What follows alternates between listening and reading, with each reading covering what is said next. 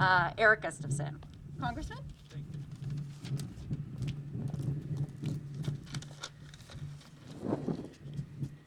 Well, good afternoon. We're really pleased to be able to be with you here today and help announce in this process that we've gotten the other half of the dollars that we'd worked on previously last year for the renovation of the runway, the taxiway, the grant. So as you know, the last fall we were able to secure the approximately first $3 million to do the first two phases of the project, and in the wisdom of the airport and also good faith in us, we're able to secure the second half so that the project can be constructed in one big phase, getting the efficiencies of doing that, and therefore providing the airport with the modernization it needs to be even that much more attractive, especially once we get through this COVID era of getting more airline service back here to Northern California.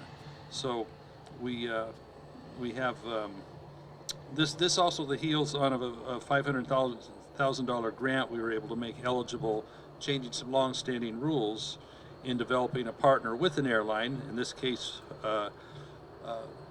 access to LAX, which is a really important component for travel from here to other parts of the country. LAX, you can fly anywhere in the world from LAX. A lot of people here, the tendency, whether you're in Chico or in Redding, might be just to go to Sacramento and grab a plane, or even to San Francisco. But with service from here to LAX, because of that previous effort, that being in the offing, we have just that much more possibilities.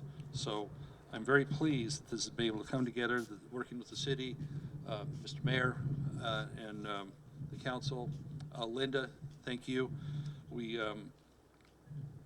We're seeing things through that are important to our infrastructure. And so as a member of the Transportation Infrastructure Committee, that's going to be a big conversation this year for us in Congress, and how we move the country forward on much needed infrastructure for our highways, railways, rebuilding bridges, other infrastructure such as our flood control needs and water storage.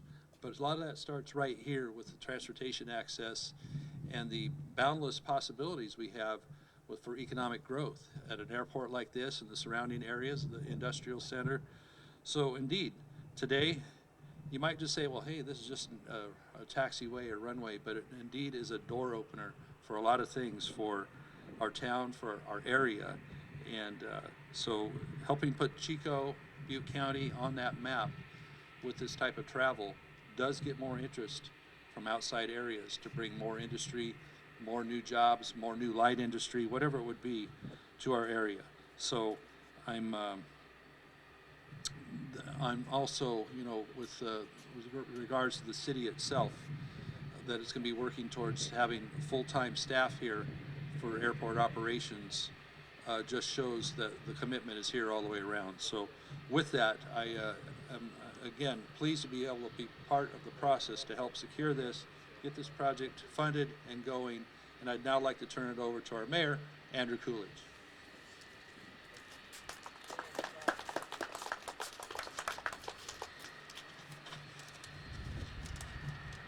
Well, I'd like to thank the Congressman for his continued efforts in our community and region, as Chico is now moving towards a more viable and prosperous regional airport.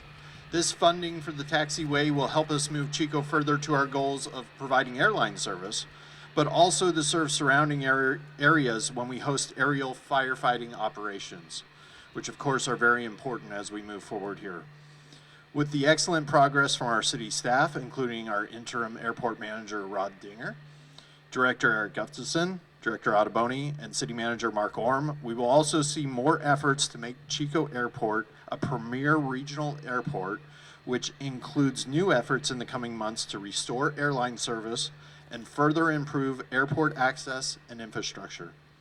Thank you again, Congressman LaMalfa. We appreciate your support of Chico and the Chico Airport. And at this time, I'd like to turn it over to Eric Gustafson. Thank you, Mayor Coolidge, and everybody for coming out today. Appreciate the opportunity to speak to you briefly. Want to thank the Congressman, his continued advocacy and support of Chico Municipal Airport. It's fantastic, the funding that they're bringing to the local community. So I'd really like to thank the Congressman for his efforts. I'd like to thank Mayor Coolidge and the remaining City Council for their continued advocacy and support of Chico Municipal Airport, and also the Airport Commission as well for their continued advocacy. And last but not least, Mark Orm, our City Manager, who continually supports our airport and does everything possible to give resources to this facility to make it viable and for the enjoyment of the citizens of Chico. So we're really pleased to give this announcement today from the Congressman's office that our Taxiway Alpha third and final phase is being funded. The construction project will start soon. We're starting phase 2 now. We were able to award both phases. We bid both phases at the end of last calendar year with phase 3 as an alternate, knowing that hopefully it was in the pipeline and hopefully it would be identified in the near future for funding. We are awarded to local contractor Knife River, and so we're excited to see that take place and support, local contractor and local jobs for the community. So we're really pleased to get this news. It's fantastic news for the airport and the aviation community here. It's going to help support general aviation, the business community here at the airport and in Chico and in Butte County, and ultimately garner much more support for our continued advocacy for returning commercial air service to Chico. So we look forward to that. Thank you everybody for coming out, and we're very, very excited about this project. Thank you.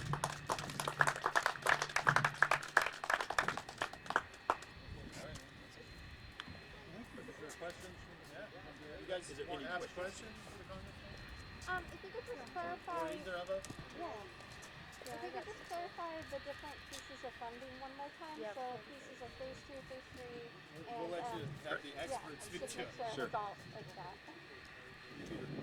So the question was describe the different avenues of funding. So phase 2 was funded by the FAA as an airport improvement project. 90% funding is typically what we see from the FAA and airport improvement projects, and there's a 10% local match. However, and thanks to the Congressman's efforts as well, we were able to get 100% funding on phase 2 through the CARES Act. So 90% FAA and then 10% through the CARES Act. And I believe phase 3 is also 90% funded from FAA, and we'll see about the local match as we move through the grant award process. Any other questions? You might have already touched on this too, but specifically speaking with the expansion, how is that physically allowing more LAX flights to happen? So great question. The question was, how will the expansion allow or position us better for future commercial service, specifically to LAX is what we're looking at. Any infrastructure improvement will positions us much better for commercial service. You can see a lot of ramp repairs over the last decade. We finished phase 1 of the Taxiway Alpha last year, and now we're going into phase 2 and 3, obviously. So any infrastructure improvements will really position us well and attract an airline to see like, hey, there's an investment in the local airport. It's going to sustain and support large aircraft for many decades to come. In the near future, too, we've identified a runway reconstruction project, too, that we hope to facilitate and get funding for in the coming years. So anything we could do infrastructure-wise to support the local facility positions us well. Do we know how early people can see flights going to LAX from here? Well, we don't have commercial air service at this point, but we're working pretty diligently on it now. We had a lot of momentum going into 2021, and then the COVID pandemic hit and completely changed the airline industry. So as we're coming out of the COVID pandemic and the airline industry is coming out of the COVID pandemic, I think we're positioned quite well due to the SCASD grant that helps us with the revenue guarantee program. Thanks for the advocacy of the Congressman's office to get us that grant as well. So we're positioned well to attract commercial air service. We've had great conversations with a lot of commercial air carriers, and we hope to facilitate that further in the coming months and maybe a year or so out. You took my question, so that was mine. Yeah. Let me touch on that real quick before we're taking discussion. Chico Airport, there was a kind of a little issue with the law previously that they weren't eligible to be able to receive a $500,000 grant in order to facilitate the negotiation and what it would take to bring commercial airlines in here. And so we were able to get that waived through legislation, actually changed in legislation to where a 10-year period did not have to go by for them to reapply, even though they didn't get the previous grant to have that conversation with airlines. We got that waived so they would be eligible to get it again outside of a 10-year period. So that put things in place, again, pre-virus, to have a very positive conversation with United Express, wasn't it? And the other eligible airlines to get them started here, get the wheels greased to get them starting to come in.